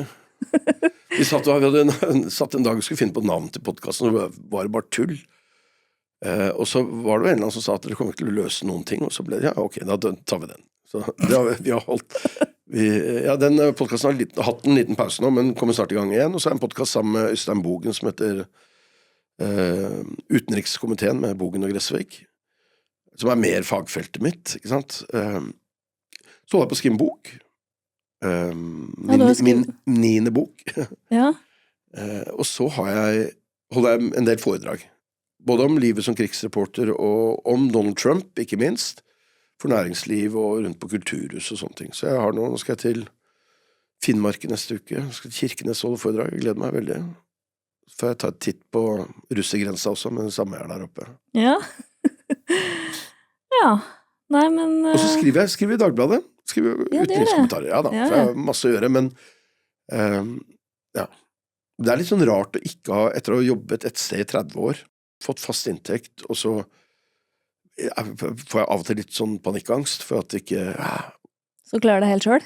må jeg Hva tenker bare ta meg helt vanlig jobb, noe helt annet, ikke sant? Klarer jeg å leve av det jeg kan, eller må jeg gjøre noe annet? Jeg vet ikke, men sånn det. Det høres jo ut som det er nok å drive med, da. Men ja, spørsmålet jo hvor mye inntekt man får på de oppdragene og sånn. Men, Ja, jeg tjener godt på noe av det, men det ja, nei, altså før så var jeg ikke bekymret, men det var helt riktig av meg å slutte, all den reisinga, det var for mye, og jeg er ikke noe deskrotte. Jeg Nei, kan ikke ikke sitte på desken, og da det bedre at jeg sitter hjemme og heller leverer. Jeg jo mye på TV 2 fortsatt, som kommentator også, og det veldig hyggelig å komme tilbake dit, men jeg har liksom fått med meg gullalderen når det gjelder pengesekkene i TV 2. Altså, da tenker jeg ikke bare på meg selv personlig, men da det var store budsjetter å reise for, og alt har blitt trangere nå, fordi for seervanene til folk har jo gjort at det ekstremt vanskelig å drive med nyhetssendinger på TV, hvis man ikke har full støtte fra staten på det. Ja, hva tror du det gjør med journalistikken da? Nei, det svekker jo selvfølgelig innholdet. Hvis man reiser mindre, så får du jo medarbeidere som ikke klarer å... Altså, jeg har jo fått... de reiser jo fortsatt, men ikke på samme måte. De også blir sendt ut som korrespondent og bo et sted, som jeg var korrespondent i USA i 5 år. Du er jo kjent med landet, den amerikanske politikken, på en helt annen måte enn om du skal dekke alt hjemmefra. Og så får du sett det med amerikanernes perspektiv. Og jeg har i tillegg reist ute i hele verden, ikke sant? Så det å få lov å vært veldig mye i Midtøsten og i Afghanistan, og da lærer du deg ganske mye, og den kunnskapen, den legger jeg jo ikke igjen hos TV 2, den tar jeg med meg ut når jeg slutter. Sånn det jo. Og sånn det jo for så vidt for alle yrker, altså du tar jo kunnskapen med deg videre, men det jeg redd for da, at man med mindre budsjetter ikke får muligheten til å gi de som følger etter meg den samme sjansen til å reise ut og innhente kunnskap om de områdene. Og skaffe seg nok interesse for å dyrke de, altså jeg har 1500 fagbøker hjemme. Det et eller annet, man må liksom bruke ekstremt mye tid på å sette seg inn i et lands historie og det som skjer, og når man skriver bøker selv også, så lærer man seg utrolig mye da. Sånt. Ja, det jo synd om journalistikken, rett og slett, det blir dårligere kvalitet da. Ja, det gjelder avisen også. Ja, at det blir mye mer sånn clickbait-opplegg og kjappe løsninger, og ikke minst så må man være veldig kjapt ute når du har sosiale medier hvor ting kommer ut med en gang, direkte fra der det skjer, ikke sant? At lokalbefolkningen legger ut videoer fra det ene og det andre, alle har jo med seg et kamera i lomma, så det blir jo også på den måten at det blir jo nesten sånn at hver enkelt person kan finne informasjon uten å slå opp på VG og TV 2. Men på den annen side så ser du jo, sånn når det kommer til det Epstein-filene for eksempel, så ser du jo masse sånne reels og TikToks med folk som påstår å ha lest sånn og sånn i Epstein-filene og legger frem det ene etter det andre, hvor de ikke aner, ikke sant? Dette bruk av AI, dette sant? Kan man stole på det, ikke sant? Og da man jo mer avhengig også av å se, ok, men når du leser det på TV 2, så det i hvert fall ikke bare noe noen har funnet på, ikke sant? Da det jo mest sannsynlig en journalist som har gått inn og sett i filene, og forhåpentligvis da så det som har blitt sluppet ikke løgn og fanteri da. Nei, så vil det jo være korrigert, altså de seriøse mediene korrigerer jo, det blir jo feil, altså jeg har jo stått, jeg vet ikke hvor mange 1000 timer jeg har gått live på TV, jeg gikk 21 timer i strekk under stormingen av kongressen, med en direktesending, og du står i time etter time etter time, altså, de 5 årene i USA, og ekstremt mye, så det jo ting jeg sier som ikke riktig, Og så jeg elsker jo noen da, så, det du sa der var, det kan være et årstall jeg sier som bare er feil, fordi det kom feil ut. Det er løgn, han ble ikke president i 2016, han ble det i 2016, så du lyver og fake news og alt det her. Så det viktigste er jo, hvis man gjør en stor feil, tabbe da, småfeil er jo, sånn er det bare, det skjer, det er som en skrivefeil når du skriver avisa, du lyver ikke om du har glemt å komme. Mens det store feil, så skal de store seriøse mediene korrigere det, og det vet vi at de gjør, og det er bra. Så men jeg tror nok tilliten til mediene er kraftig forringet, som følge av det vi har kalt alternative medier, som har andre perspektiver enn det vi har drevet med. Og det kan jo gjelde medier som blant annet gjør litt av det du gjorde når du snakket til meg et sted om Russland og Ukraina, i større grad tar russernes perspektiv, ikke sant? Eller når det gjelder Midtøsten, hvor det er en del kristne, da, spesielt medier som har veldig sånn sterkt standpunkt når det gjelder Israel, og hva Israel er, og hvor lite palestinerne har rett på et eget land, ikke sant? Men, så det har vært litt sunt, men jeg frykter jo at, jeg håper jo for all del at den generasjonen som vokser opp nå, og dette får de opplæring på skolen, som vi ikke fikk, da. Det var ikke noe grunn til å fortelle oss at du kan ikke tro alt du leser. Fordi det kunne vi for så vidt gjøre. Alt var jo liksom sjekka før. Men nå lærer de seg jo at de må på en måte ikke tro, altså og nå gjelder jo det ikke minst hvordan AI kan produsere bildemateriale. Du kan ikke tro det du ser heller, ikke sant? Nei, video liksom, det kan jo se helt ekte ut. Ja da, jeg så bildet av meg og Jeffrey Epstein her et eller annet sted. Ja, det er noen som har laget det. Så ja, du kan lage en video. Ja, selvfølgelig. Altså, kattepussvideoer er jo ikke morsomt å se på lenger. Nei, for du vet ikke om det er ekte, ikke sant? Og da er det jo hele poenget borte.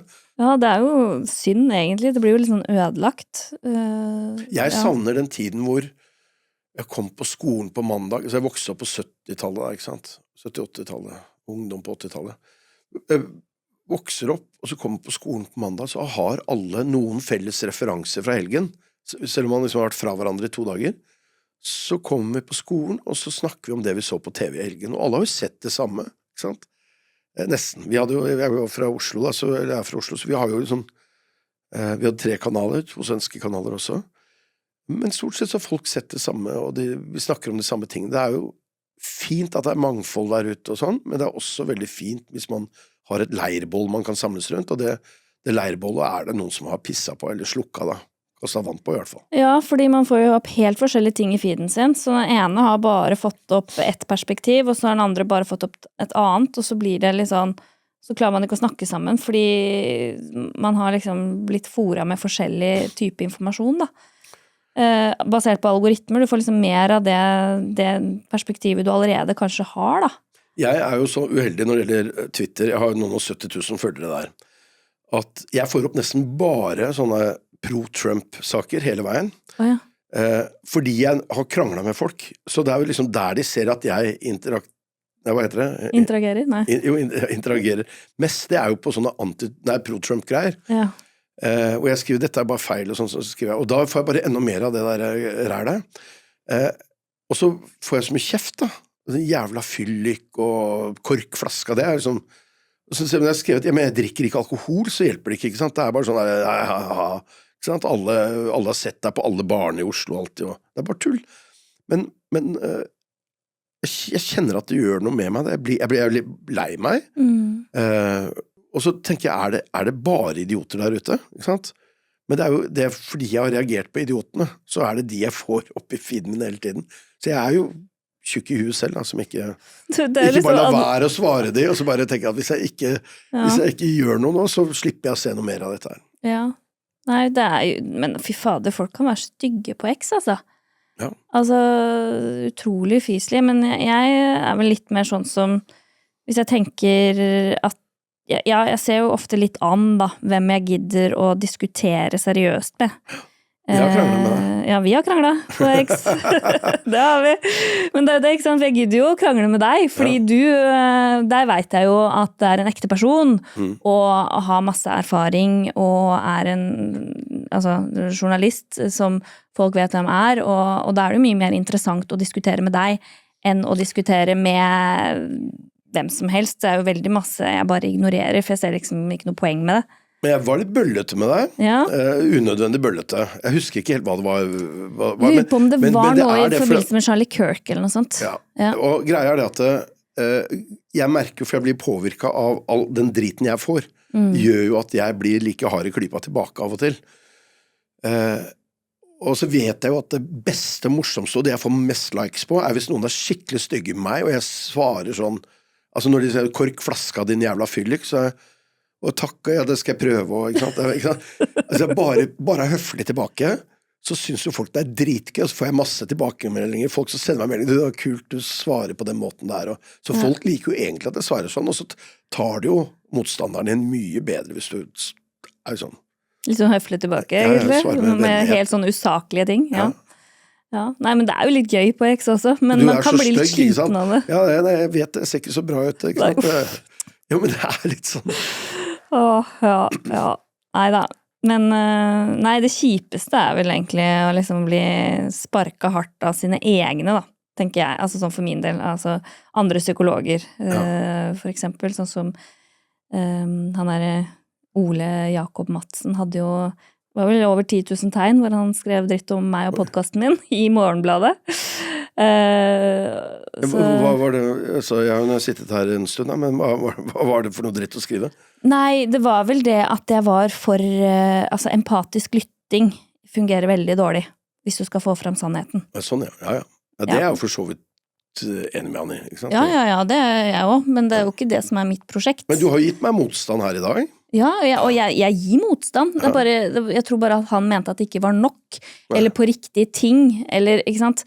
Fordi jeg gir jo motstand når jeg snakker med folk. Altså, det jo ikke som om Rustad satt her og bare fikk snakke helt fritt. Ja, men noen vil jo ikke at Rustad fra dokumentet skal få noe plattform å snakke på i det hele tatt, så du må ta det litt inn da, og så det jo nok en del av det. Og så tenker jeg, du har en podcast som inneholder en lang samtale. Det vil jo være køl umulig for deg å liksom sjekke alt det den du snakker med sier. Ikke kan du gjøre det direkte, fordi det nå en gang podcast noen samtale, men det vil også være et forferdelig arbeid. Du skal gå inn etterpå og sjekke om alt det vedkommende har sagt riktig eller ikke. Så du havner jo i en situasjon hvor du må på en måte la folk få snakke når du invitert til en samtale, og så vil de kanskje si noe som helt feil, som ikke du legger merke til, men som jeg har lagt merke til ved et par anledninger. Ikke sant? Og da kan jo du korrigere det. Ja. Og si ifra om at dette her ikke riktig. Du kan gjøre det høflig da. Ja. Neste gang skal jeg gjøre det høflig. Ja, du får gjøre det høflig. Det må du gjøre. Men det jo litt også da, at hvor ordentlig det å sitte og se på en samtale, hvis jeg skulle liksom korrigert deg på alt jeg var litt uenig med deg i. Det vil jo ikke være noe spennende samtale det, for jeg synes jo det interessant å bare høre på alt det du sier, og så kan jeg være uenig eller enig, men jeg trenger jo ikke å på en måte stoppe opp samtalen og skulle liksom, hva skal jeg si, altså folk må jo da gjøre seg opp en egen mening om det du sier, hva jeg mener om alt. Det bør jo heller ikke være så viktig for folk flest. Nei, da det jo et annet programformat, ikke sant? Det på Dagsnytt 18 eller Politisk kvarter eller Debatten eller noe sånt. Der har man de tingene, ikke sant? Der gjør man det. At man finner motstemmer som møter hverandre, eller at man faktisk, som de gjør jævlig godt på Politisk kvarter, som jeg stor fan av, hvor de setter politikere, men der har de ressurser til å bruke lang tid på, og så har de dette 10-minutters format eller kvarter, hvor de setter politikere ganske hardt til veggs noen ganger. Men da må du drive med det, det en annen programform. Ja, og så det jo ikke sånn at jeg sitter og har like mye kunnskap om ting som gjesten min. Nei, det vil jo vært pussig. For det jo litt av poenget, at jeg synes jo det interessant å høre hva andre mener og syns, og så kan jo ikke jeg da nødvendigvis korrigere eller liksom være veldig uenig heller. Altså det jo ikke noe. Det jo litt sånn, Veronica Orderud kommer hit og forteller om sine ting, så en ting han tok meg på, da, eller liksom prøvde å ta meg på, var det at hun ønsker å ta opp saken på nytt da. Og så sier hun at, men det jo jo sånn det pleid å være når det kommer til justismord, at det tar tid før du får saken din opp igjen. Og da mente han at jeg burde spurt henne, ja, så du mener at du har blitt utsatt for et justismord. Men for meg så det helt opplagt at hun mener det. Ja, det Ikke sant? tenker Det er jo jeg ikke noe høres vits at- åpenbart ut. Da Ikke det sant? flisespikkeri fra hans side, føler jeg meg. Hadde hun på seg sokker? Hvordan så det ut? Ikke sant? Jo, men det det som litt sånn, ja, det det, altså, og så jo ikke jeg en sånn revolverjournalist som skal drive og stille alle til veggs hele tiden. Jeg litt sånn, folk må jo da tenke, altså selvfølgelig tenker jo folk at hun vil tale sin egen sak, og at hun vil legge frem ting på en sånn måte som gagner henne. Det jo på en måte, det vil jo enhver person som velger da å høre på den podcasten, burde I hvert fall tenke da. Men denne podcasten heter Snakk med Silje. Og da ligger det, altså jeg skjønner med en gang hva slags podcast jeg hadde en podcast selv for et par år siden som het Uredigert med Fredrik Røsvik, som også var det samme, en samtale. Av og til med politikere som jeg satt til veggs fordi jeg hadde god fagkunnskap om noe, men av og til så var det helt andre ting. Vi hadde statsministeren på besøk I podcasten min. Og så bruker vi mye av podcasten til å snakke om 2008, angrepet på Serena Hotel. Vi kom tett på hverandre under dette. Vi begge to under angrep, havner på samme sted etter hvert, og blir evakuert sammen. Altså det skapes noen bånd da, som helt spesielle, og som varer også etterpå. Selv om jeg journalist, og han statsminister. Og vi snakket om de tingene. Det var ikke min jobb, og altså, kan Politisk kvarter ta kjefte på den om morgenen, og så kan han komme til meg på ettermiddagen og ha en samtale, sånn som jeg kan ha hos deg. Ja. Eller vi kan ha. Ja, men det kjempefint det. Så det jo litt det at jeg snakker med alle mulige slags folk, ja, om alt mulig rart, og synes det kjempespennende og interessant, og så får folk velge å høre på eller la være da. Og så vet jeg at dette en sånn type samtale. Det ikke jeg ikke en journalist, jeg har lyst til å bare utvide perspektivene mine på ting, og hjelpe folk flest der ute til å kanskje utvide sitt perspektiv, og få litt ulike nyanser inn I bildet, og så, ja, så får folk bare si og synes hva de vil om akkurat det. Ja, men det noe mer? Nå har vi jo snakket sammen, ja, hvor lenge da? I snart 1,5 time I hvert fall. Og Vi tar 1,5 time til da.